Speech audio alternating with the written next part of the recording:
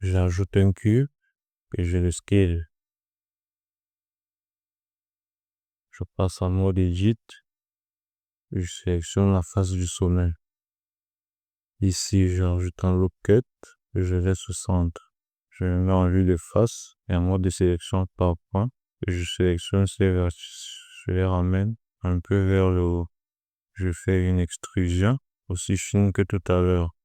Et je la scale également. Je fais à nouveau une extrusion. Que je fais une dernière. Que je scale aussi un peu. Je viens sur le côté. Je sélectionne toutes les edges en dehors de celles du sommet. Et d'en dessous. C'est un CTRL B, comme ceci. Ensuite, je fais Alt E, Extrude avant normal. Je vais dans le Viewport Shading et je sélectionne Random. Ensuite, j'active les cavités. En mode Edit, je sélectionne ces edges et je les ramène un peu vers l'arrière. Je reviens sur ce côté. Je fais un loop cut. Je roule la molette de ma souris une fois. Je les décale un peu vers le haut. Je viens sur cette face, sur celle-ci également. Et je viens insert avec la touche I. Je me mets sur cette vue. Je passe en mode de sélection par point. Je sélectionne ces points et je les ramène vers l'avant avec GY. De même ici, je les déplace juste un peu. Ensuite, je sélectionne mes deux faces. Et je fais à nouveau une extrusion avec Alt E, extrude à l'angle normal. Je viens rajouter des loop cuts à l'intérieur de mon extrusion. Et je les grappe pour les déplacer un peu plus au-dessus. Et je répète le procédé. Je sélectionne chacun de mes loop cuts avec un double clic. Je me mets bien dans cette vue et j'essaie de les centrer. Je sélectionne les petites faces que j'ai créées à l'intérieur et je fais un inset. Je sélectionne chacune des faces. Je sélectionne chacune des faces que j'ai créées avec mon loop cut et je fais un inset. Je fais à nouveau Alt E, Extrude Face Along Normals. Ici, je vais faire l'entrée disquette. J'ajoute un loop cut en haut. De l'autre côté, je fais la même.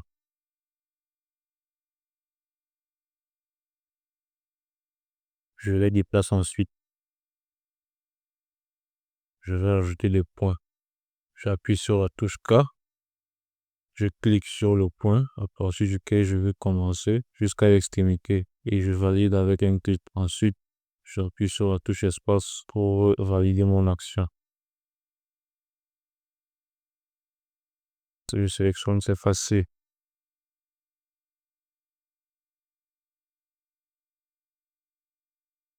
Je sélectionne ces points et je les ferme.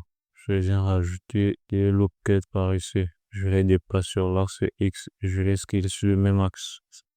Ici, je fais un autre loop cut horizontal cette fois-ci. Je vais sélectionner cette face et la supprimer. Je fais ensuite une sélection des trois faces. Je fais une extrusion. Je fais une sélection des 4 points à nouveau par ici en bas. Je ferme avec F également une extrusion. Je resélectionne ces points. Je mets en vue de profil et en wireframe. Je sélectionne. Ici, je fais une extrusion à nouveau sur l'axe Y.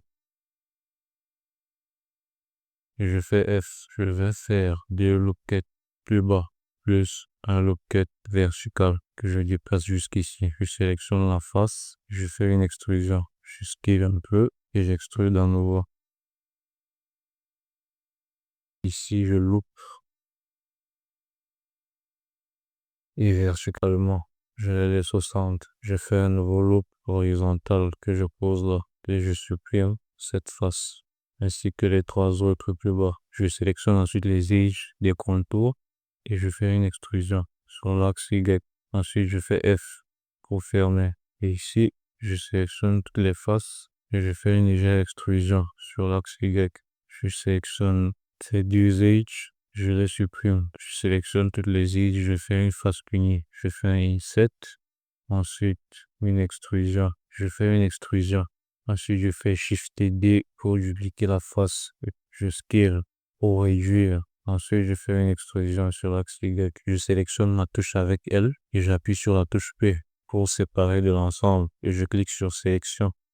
Je fais Shift D sur ma touche pour la dupliquer et la ramener ici. Shift D encore. Je la rapproche. Je sélectionne mon unité centrale et je passe en mode edit. Je rajoute un locket de chaque côté. Je supprime les deux edges et je crée une nouvelle face.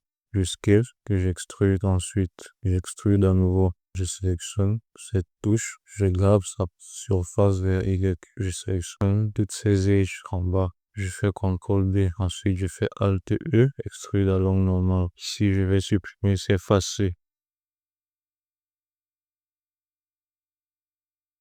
Je sélectionne après. Je fais un bevel pour créer une nouvelle face. Et je fais une extrusion.